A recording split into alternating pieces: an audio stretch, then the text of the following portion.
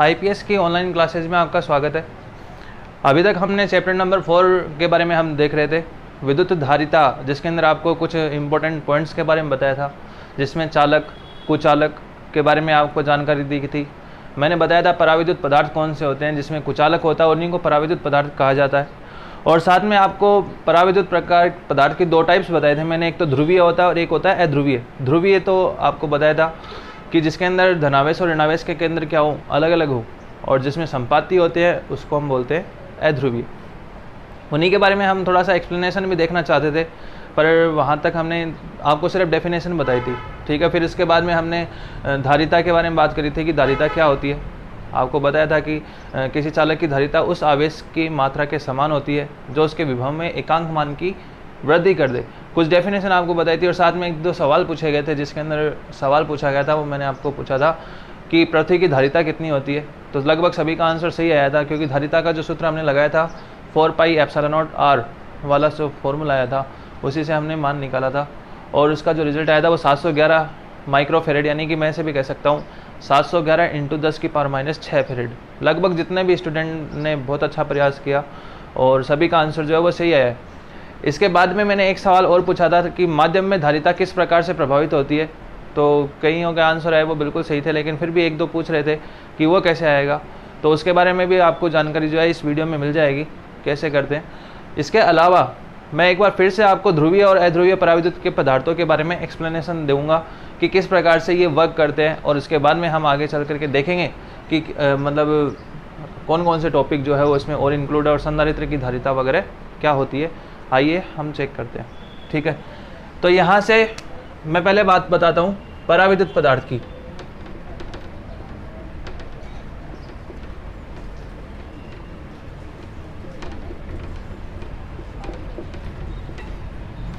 ठीक है, पराविद्युत पदार्थ मैंने आपको बताया था कि कुचालक पदार्थ की तरह होते हैं। एक्चुअल में होते हैं कुचालक पदार्थ ही होते हैं।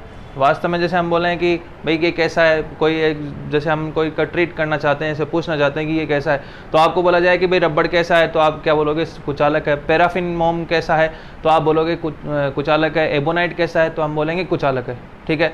तो ये सारे कुचालक पदार्थ है। तो इन कुचालक पदार्थ में ये वास्तव में कुचालक पदार्थ होते हैं, पराविद्युत पदार्थ। लेकिन क्या होता है कि जैसे इनको विद्युत क्षेत्र में रखा जाए, यानी कि इनके चारों ओर आवेश प्रोवाइड करवाया जाता है, यानी इनके चारों ओर क्या किया जाए, एक इलेक्ट्रिक फील्ड दिया जाए, तो ये ऐसे शो करते हैं जैसे इनके अंदर क्या हो रहा हो, विद्युत धारा का प्रवाह होता हो, यानी कि विद्युत धारा का प्रवाह शो करते हैं, ठीक है। तो पराविद्युत पदार्थ एक्चुअल में होते हैं कुचालक है, लेकिन इनके अंदर जैसे ही विद्युत क्षेत्र में रखा जाता है इनको, इन पदार्थों को, तो ये ऐसे शो करते हैं जैसे इसमें विद्युत धारा का क्या हो रहा हो, चालन हो रहा हो। तो ये पराविद्युत पदार्थ कहलाते हैं। एग्जाम्पल मैंने आपको बता दिया, रबर है, मोम है, ठीक है। इसके अलावा एबोनाइट है, कागज है, ठीक है। सारे ऐसे ही पदार्थ होते हैं। अब क्या होता है इनके अंदर 2 टाइप के, इसके मैंने 2 प्रकार बताए थे आपको। कितने प्रकार का होता है ये? 2 टाइप्स का होता है, जिसमें एक तो होता है ध्रुवीय, एक तो ध्रुवीय पराविद्युत पदार्थ होता है, और एक होता है अध्रुवीय।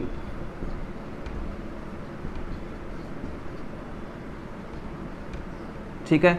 तो ध्रुवीय और अध्रुवीय पराविद्युत पदार्थ क्या होते हैं? ये ऐसे पदार्थ होते हैं, ध्रुवीय तो वो पदार्थ होंगे जिनमें धनावेश और ऋणावेश, जैसे एक हाइड्रोजन है, एक क्लोरीन है, तो एक धनावेश है और एक ऋणावेश है, दोनों के जो केंद्र होते हैं वो अलग अलग हो, यानी कि ऐसे पदार्थ या ऐसे कुचालक पदार्थ भी बोलेंगे, ऐसे पराविद्युत पदार्थ, ऐसे पराविद्युत पदार्थ जिनमें धनावेश व ऋणावेश के केंद्र संपाती, यानी कि एक जगह नहीं होकर के, समान अनुपात में ना होकर के, संपाती ऐसे बोलेंगे, समान अनुपात, यानी जो लगभग पास का नहीं हो, जैसे हाइड्रोजन के बाद में हीलियम का यूज नहीं किया गया हो, तो ऐसे पदार्थ केंद्र मतलब इसको बोला जाता है संपाती नहीं होते वो, मतलब जो संपाती होंगे वो तो एकदम नज़दीक वाले होंगे, या खुद ही होगा, जैसे H2 लिख दिया तो इसका मतलब दोनों एक ही जगह हो गए। तो केंद्र संपाती ना होकर क्या होते हैं, अलग अलग हो, अलग अलग हो, क्या कहलाता है? ध्रुवीय पराविद्युत पदार्थ कहलाएगा। जैसे मैं आपको एग्जांपल दूं इसका, तो हम बोलेंगे कितना, क्या एग्जांपल लिख सकते हैं, जैसे H2O है, या मैं बोल सकता हूँ HCl है। तो आप देखो हाइड्रोजन और ऑक्सीजन में कितना डिफरेंस है। क्या इसके धनावेश और ऋणावेश के अंदर यदि होते इनके अंदर हैं तो क्या वो एक जगह होंगे? दोनों का डिफरेंस कितना आ रहा है ये तो आपको समझ में आ रहा होगा। ठीक है, अब अध्रुवीय क्या होंगे? तो अध्रुवीय ऐसे पदार्थ होते हैं, ऐसे पराविद्युत पदार्थ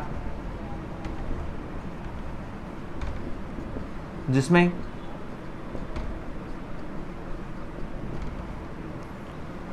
धनावेश व ऋणावेश के केंद्र संपाती होते हैं।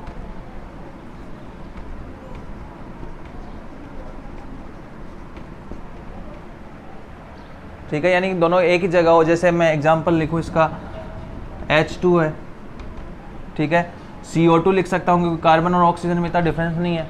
ठीक है, तो वो इसमें आता है, Cl2 लिख दिया। तो ये सारे कैसे हैं? ये सारे अध्रुवीय पराविद्युत पदार्थ है और ये कैसे है? ध्रुवीय। अब इनके अंदर क्या होता है, मेन बात हमें ये देखना है कि ये विद्युत क्षेत्र में रखे जाने के बाद में किस टाइप से इनमें धारा का चालन का शो होता है, कि किस टाइप से दर्शाते हैं। जैसे कोई होता है ना शूडो होता है, कोई छद्म होता है, तो इस टाइप से ये बिहेव दर्शाएंगे। होंगे तो कुचालक और शो करेंगे जैसे चालक की तरह हो। तो अब इनमें क्या होता है, कैसा इसके अंदर रीजन होता है?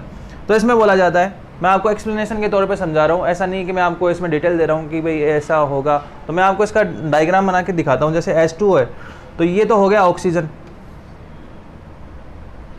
ठीक है, और ये मैं इसके आगे ऐसे जोड़ दूँ, जो जैसे ये H2 है, ये ऑक्सीजन हो गया यहाँ पे और ये हो गया हाइड्रोजन।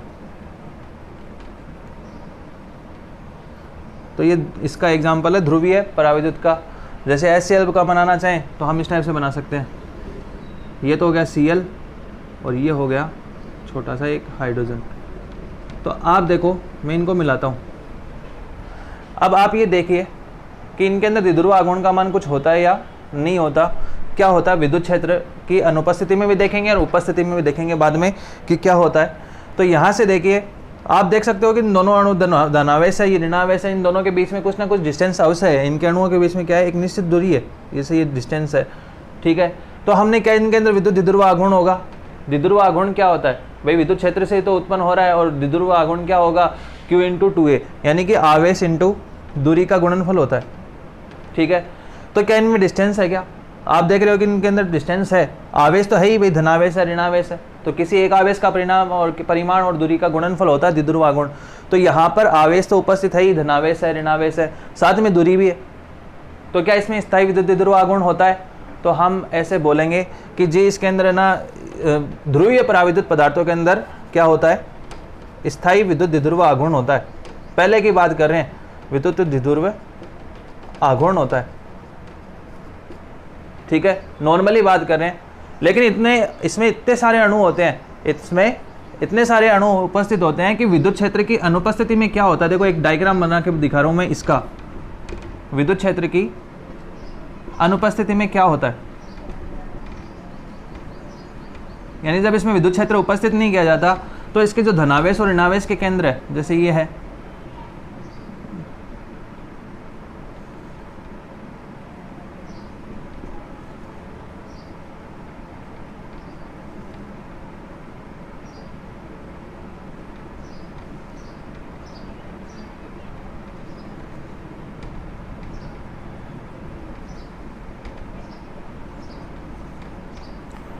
तो ये विद्युत क्षेत्र की अनुपस्थिति में इन आवेशों का ऐसी हालत होती है कि ये ना धनावेश और ऋणावेश इस प्रकार से मतलब व्यवस्थित होते हैं कि कोई मतलब जैसे इसका प्रभाव ये खत्म कर रहा है, इसका दूसरा वाला कर रहा है। यानी बहुत सारे अणु उपस्थिति के कारण क्या होता है कि इनके अंदर जो ये मतलब धनावेश और ऋणावेश के जो केंद्र है वो मतलब जैसे अलग अलग है इसके अंदर तो दिखाया गया है, लेकिन है ना इस प्रकार से व्यवस्थित नहीं हो पाते विद्युत क्षेत्र की अनुपस्थिति में कि ये भाई कोई भी चीज़ जैसे अपने को प्राप्त होगी ना सही ढंग से, हम चाहते हैं कि इसका मान होना चाहिए, चालक की तरह बिहेव करना चाहिए, तो वो एक निश्चित मान होना चाहिए उसका कि भाई इस टाइप से मतलब पैरेलल रूप से व्यवस्थित होना चाहिए। लेकिन इसमें क्या होता है कि धनावेश और ऋणावेश इस प्रकार से व्यवस्थित होते हैं बहुत सारी संख्या के अंदर कि इनके अंदर एक दूसरे के प्रभाव को नष्ट करते हैं। यानी कि जो हम बोलेंगे ताप उष्मीय प्रभाव के अंदर ऐसा होता है विद्युत क्षेत्र की अनुपस्थिति में उष्मीय प्रभाव, यानी उष्मीय प्रभाव का मतलब उष्मा मिलती है तो ये क्या होंगे, अणु अव्यवस्थित हो जाते हैं, जिसके कारण इनके अंदर कोई विद्युत द्विध्रुव आघूर्ण का मान जो है वो एक दूसरे के प्रभाव को घटा देते हैं और टोटल विद्युत द्विध्रुव आघूर्ण का मान क्या हो जाता है, इसमें शून्य हो जाता है। इसमें स्थायी विद्युत द्विध्रुव आघूर्ण का मान होता है एक अणु के हिसाब से बात करें तो, लेकिन इसमें यदि बहुत सारे अणु जब विद्युत क्षेत्र की अनुपस्थिति में देखा जाता है तो ये किस तरह बिहेव कर रहे हैं, कुचालक की तरह। इनमें कोई धारा का चालन नहीं होगा क्योंकि एक दूसरे के प्रभाव को क्या कर रहे हैं, ये नष्ट कर रहे हैं। लेकिन जैसे ही आप इसके अंदर विद्युत क्षेत्र अप्लाई कर दोगे तो क्या होगा, तो जैसे मैं यहाँ पे एक और बॉक्स बना रहा हूँ और मैं यहाँ पे विद्युत क्षेत्र अप्लाई कर देता हूँ ई। विद्युत क्षेत्र अप्लाई करते ही क्या होगा कि ये अणु इस टाइप से व्यवस्थित हो जाएगा, जैसे एकदम पैरेलल इस विद्युत क्षेत्र के जिस टाइप से होगा उसी टाइप से व्यवस्थित हो जाएगा। माइनस प्लस है, फिर प्लस माइनस है, फिर प्लस माइनस है, इस टाइप से व्यवस्थित हो जाएगा। Minus plus minus plus minus plus, इस प्रकार से व्यवस्थित हो जाएंगे एकदम सूटेबल तरीके से। ऐसे विद्युत क्षेत्र के समानांतर हो जाएंगे बिल्कुल इस प्रकार से, जिसके कारण क्या होगा, विद्युत क्षेत्र के समांतर व्यवस्थित हो जाएंगे। ठीक है, जिसके कारण क्या होगा, व्यवस्थित हो जाएंगे तो इनके अणु एकदम डिस्टेंस होगी, जैसे मैं ये बोल रहा हूँ एक एक अणु इस प्रकार से व्यवस्थित हो जाएगा। ठीक है, तो व्यवस्थित होने की वजह से क्या होगा कि इनके अंदर एक डिस्टेंस है जो मेंटेन हो जाएगी, और डिस्टेंस मेंटेन होने की वजह से इसमें क्या जनरेट हो जाएगा, स्थायी विद्युत द्विध्रुव आघूर्ण। इनके विद्युत द्विध्रुव का आघूर्ण का मान जनरेट हो जाएगा, जिसके कारण ये ऐसे शो करेंगे जैसे इसके अंदर क्या हो रहा हो, विद्युत धारा का चालन हो रहा हो। तो ये ऐसे पदार्थ होते हैं जिनमें धनावेश और ऋणावेश के केंद्र संपाती न होकर अलग अलग होते हैं, और इसमें स्थायी विद्युत द्विध्रुव आघूर्ण का मान कुछ ना कुछ होता है। लेकिन जब से विद्युत क्षेत्र की अनुपस्थिति में इनमें विद्युत द्विध्रुव आघूर्ण का मान शून्य होता है, और जैसे इसको विद्युत क्षेत्र में अप्लाई किया जाएगा तो ये क्या होंगे, अणु इस प्रकार से व्यवस्थित हो जाते हैं कि इनके अंदर ऑटोमेटिक क्या लगता है, ये समांतर होने की वजह से विद्युत द्विध्रुव आघूर्ण का मान जनरेट हो जाता है। किसकी वजह से, विद्युत क्षेत्र की उपस्थिति के कारण। अब इस अध्रुवीय अणु में किस प्रकार से व्यवस्थित होती है, तो देखो हाइड्रोजन H2 अणु है तो यहीं पे हो गए, एक जगह अणु व्यवस्थित हो गया H2, ये H2 अणु का हो गया, तो इसमें धनावेश और ऋणावेश के केंद्र दोनों एक जगह हो गए। तो आप देखो क्या इसके अंदर विद्युत द्विध्रुव आघूर्ण का मान कुछ होगा, भाई इसके अंदर तो दूरी है ही नहीं, हम क्या बोल रहे हैं, दूरी नहीं है। तो इसका अंदर कहने का मतलब कि धनावेश और ऋणावेश का केंद्र इस प्रकार से एक ही जगह है, ऐसा नहीं है कि अलग अलग, जैसे ये यहाँ से अलग अलग कर रखा है हमने। तो इसके अंदर धनावेश और ऋणावेश दोनों एक ही जगह होते हैं, तो इसके अंदर आवेशों के बीच में दूरी नहीं होगी। जब ये दूरी नहीं होगी तो क्या द्विध्रुव आघूर्ण का मान कुछ आएगा, तो हम बोलेंगे कि यहाँ पर कोई द्विध्रुव आघूर्ण का मान नहीं होता। तो जिसके कारण इसमें पहले से ही शून्य होता है, पहले से ही शून्य होगा, और इस प्रकार से व्यवस्थित रहेगा तो ऑलरेडी वैसे ही शून्य है। लेकिन जैसे ही विद्युत क्षेत्र इसमें भी अप्लाई किया जाएगा, जैसे इसमें मैंने ये चित्र बना रखा तो ये तो इसमें सेटेबल नहीं होगा, इसके लिए तो कैसा बन जाएगा, ये इस टाइप से प्लस माइनस। ठीक है, इसको इस टाइप से व्यवस्थित कर देना, माइनस प्लस, एक जगह ही करना है बस, खाली ये ध्यान रखना। ऐसे एक बिना क्रम के व्यवस्थित हो जाएगा, जिसके कारण इसमें विद्युत द्विध्रुव आघूर्ण का मान क्या होता है, प्रारंभ में शून्य। और जैसे ही जब अप्लाई किया जाएगा विद्युत क्षेत्र, तो ये विद्युत क्षेत्र की क्या हो जाएगा, समानांतर हो जाएगा, और इसी को हम व्यवस्थित होने के कारण इसमें क्या होगा, द्विध्रुव आघूर्ण का मान जो है प्रेरित हो जाएगा। तो आइए आपको चीज़ समझ में आ गई होगी। ठीक है, तो विद्युत क्षेत्र अप्लाई करने के साथ जैसे धनावेश और ऋणावेश, जैसे यहाँ पे पॉजिटिव आप डायरेक्शन ये ले रहे हो ना, तो उसी की डायरेक्शन में ये व्यवस्थित हो जाएगा, ये ध्यान रखना है बस खाली। ठीक है, तो आई होप आपको ये सब चीज़ें समझ में आई होगी। अब ऐसे ही इसमें करना, यानी विद्युत क्षेत्र की जो आवेश है, आपको पता है कि धनावेश में बाहर की ओर होती है, तो जिस टाइप से विद्युत क्षेत्र की दिशा होगी उसी प्रकार से आपको आवेश का चित्र बनाना है। तो इसमें भी विद्युत द्विध्रुव आघूर्ण का मान जनरेट हो जाएगा। तो इस प्रकार हम कह सकते हैं कि ये ऐसे पदार्थ होते हैं जिनको विद्युत क्षेत्र में रखे जाने पर विद्युत द्विध्रुव आघूर्ण का मान प्रेरित हो जाता है। ये पदार्थ कहलाते हैं अध्रुवीय। सिर्फ डिफरेंस ये है कि इसमें धनावेश और ऋणावेश का केंद्र एक जगह होता है और इसमें क्या होता है, अलग अलग। तो आई होप आपको ये समझ में आया होगा ध्रुवीय और अध्रुवीय पराविद्युत पदार्थ क्या होते हैं। बहुत अच्छा सवाल इसके ऊपर जनरेट हो सकता है। अभी यहाँ से एक चीज़ और निकल के आई, क्या निकल के आया है कि जैसे ही विद्युत क्षेत्र अप्लाई करते हैं, जहाँ पे भी अप्लाई करते हैं तो वहाँ पर पी का मान जनरेट हो जाता है। आप दे रहे हो पी क्या है यहाँ पे, द्विध्रुव आघूर्ण। इस पी का मान जनरेट हो जाता है क्योंकि इसमें आवेश के बीच की दूरी जो होती है वो व्यवस्थित हो जाती है, और साथ में दूरी और आवेश की उपस्थिति के कारण द्विध्रुव आघूर्ण उत्पन्न होता है। तो ये उत्पन्न कहाँ से हुआ, इस विद्युत क्षेत्र के कारण। यानी कि जो द्विध्रुव आघूर्ण का जो जनरेशन हो रहा है वो विद्युत क्षेत्र के समानुपाती हो रहा है। तो यहाँ से एक नया टॉपिक परिभाषा निकल के आएगी, रैखिक समदेशिक पदार्थ। उसके बारे में हम डेफिनेशन में चर्चा करते हैं। रोकना। अब देखिए इसके बाद में अपने 3 इसमें डेफिनेशन, अच्छी डेफिनेशन है। पहला है पराविद्युत पदार्थ का ध्रुवण। पराविद्युत पदार्थ का ध्रुवण कैसे होता है? ध्रुवण का मतलब होता है जिसके अंदर विद्युत द्विध्रुव आघूर्ण का मान जनरेट हो रहा हो, यानी पोलराइज्ड हो रहा हो वो। तो कैसे होता है? क्या बाह्य क्षेत्र की अनुपस्थिति में क्या इसके अंदर विद्युत द्विध्रुव आघूर्ण उत्पन्न होता है? कोई विद्युत द्विध्रुव आघूर्ण प्रेरित हो रहा था?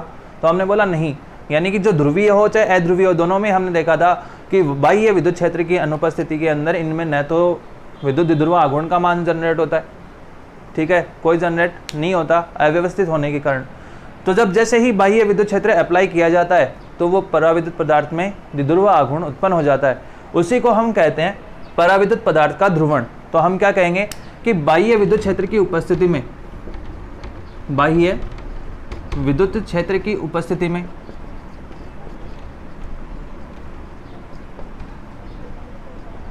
बाह्य विद्युत क्षेत्र की उपस्थिति में क्या होना?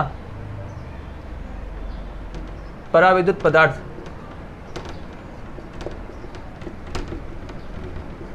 में विद्युत द्विध्रुव आघूर्ण का प्रेरित होना, विद्युत द्विध्रुव आघूर्ण का प्रेरित होना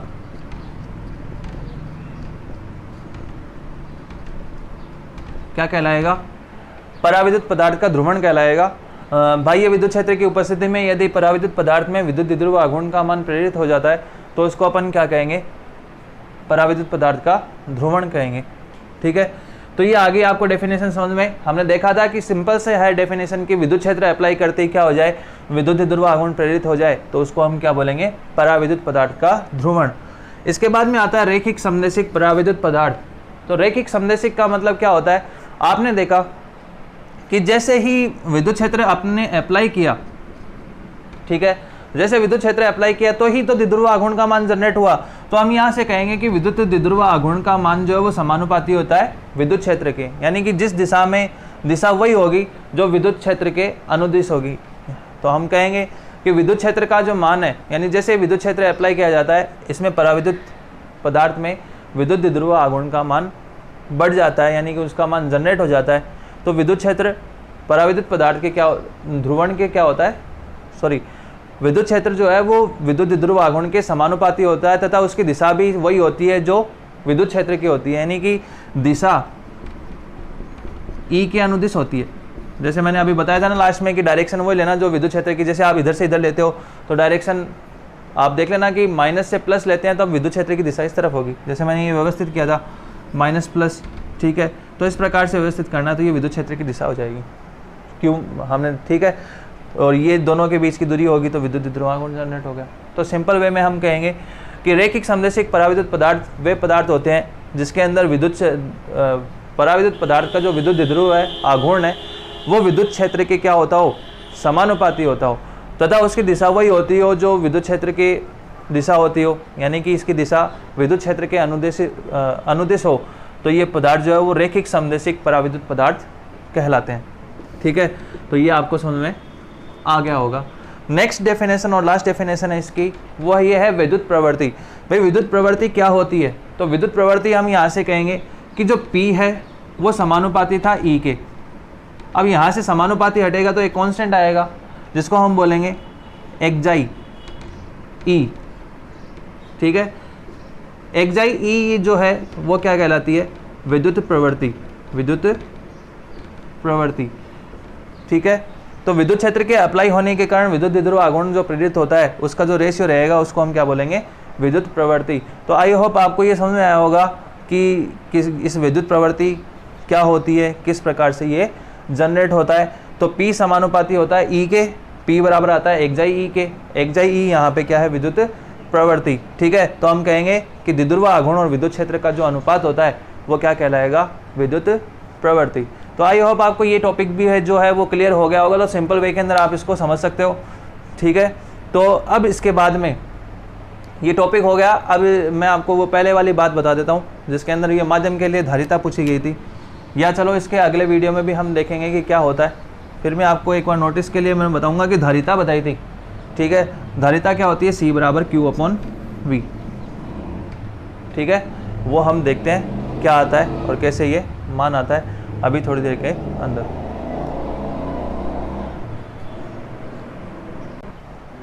तो C बराबर Q/V होती है धारिता इसके लिए। अब जैसे माध्यम में क्या प्रभाव पड़ेगा, तो हम यहाँ से एक फॉर्मूला जो आया था इसके लिए, जैसे V का मान KQ/R होता है, KQ/R। तो R ऊपर चला जाएगा, Q से Q कट जाता है, K का मतलब होता है 4πε0R। ये तो होता है निर्वात के लिए। अब ये माध्यम होता है तो क्या होता है, तो हम बोलते हैं माध्यम के अंदर क्या होता है, मीडियम में ये 4 पाई एप्सिलॉन हो जाएगा। एप्सिलॉन नॉट की जगह क्या हो जाएगा, एप्सिलॉन। ये एप्सिलॉन क्या होता है, ये इसको माध्यम का पराविद्युतांक बोलते हैं। तो इस एप्सिलॉन को बराबर होता है किसके, epsilon naught into epsilon r के, रेयर मीडियम की और निर्वात की पराविद्युतांक के गुणनफल के। यहाँ पे इसमें मान रखिए तो क्या आता है, देखो C M is equal to 4 pi epsilon naught epsilon r r. ठीक है, अब आप ये देख सकते हैं कि 4 पाई एप्सिलॉन नॉट और ये आर जो है वो किसके बराबर है, इसके, ये निर्वात की है, तो निर्वात के लिए सी नॉट लिख देते हैं, तो आ जाएगा C naught into epsilon r. तो C M is equal to क्या आएगा, C M is equal to C naught into epsilon r. इसका मतलब ये है निर्वात की धारिता और एप्सिलॉन आर का जो गुणनफल है वो माध्यम की धारिता के बराबर होता है। तो आई होप ये सब आपको समझ में आ गया होगा और उस वीडियो का जो सवाल का जवाब है वो यहाँ से मिल गया होगा। तो आज के लिए इतना ही, थैंक यू, धन्यवाद।